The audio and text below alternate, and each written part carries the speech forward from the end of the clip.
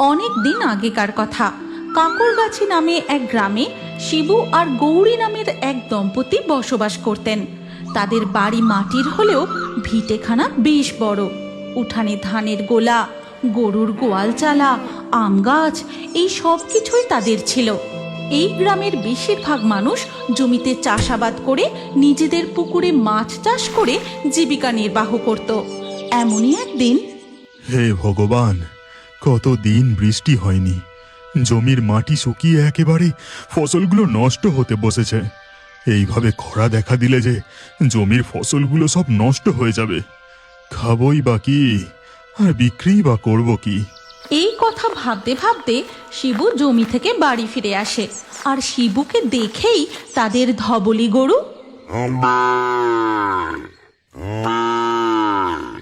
বুঝেছি বুঝেছি, আর ডাকাডাকি করতে হবে না। এতক্ষণ তুই আমাকে দেখতে পাসনি, তাই এত ডাকাডাকি। দাঁড়া, তোকে কিছু খেতে দিই। এই কথা বলে শিবু কিছু ঘাস নিয়ে ধবলি গরুকে খেতে দেয়। তখন শিবুর স্ত্রী গৌরী ঘর থেকে বেরিয়ে বলে, ও তুমি জমি থেকে ফিরে এসেছো? নাও এবার হাত পা ধুয়ে রান্নাঘরে চলো, দুমুঠো কিছু খেয়ে নাও।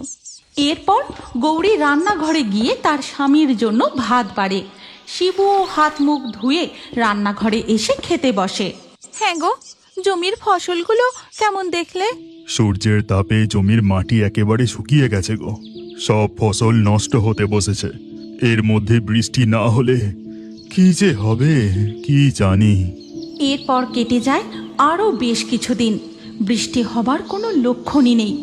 খরার কারণে জমির সব ফসল নষ্ট হয়ে যায়।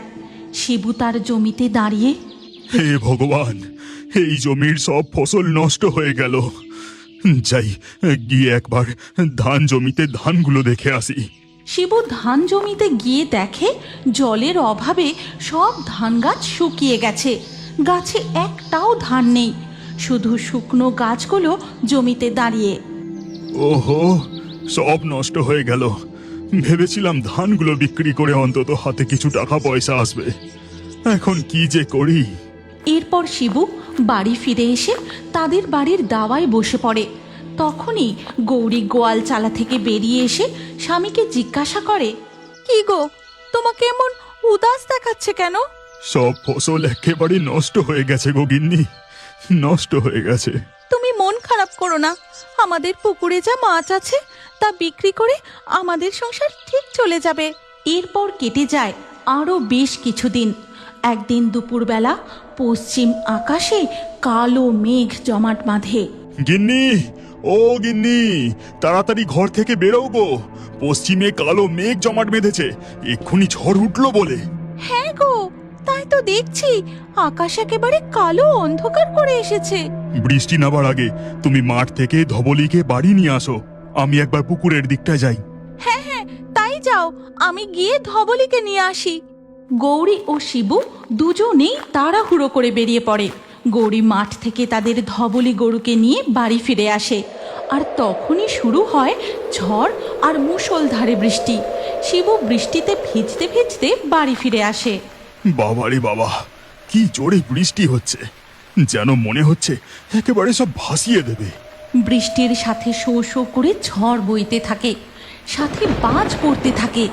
কালো মেঘের আড়ালে দুপুর গড়িয়ে সন্ধ্যা হয়ে যায়, কিন্তু বৃষ্টি থামার কোনো লক্ষণই নেই।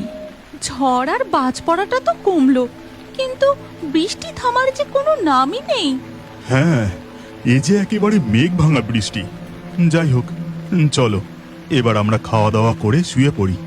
হারিকেনের আলোয় শিবু ও গৌরী রাতের খাওয়া দাওয়া সেরে শুয়ে পড়ে। ধীরে ধীরে রাত আরও গভীর হয়, কিন্তু বৃষ্টি তখনও থামে না।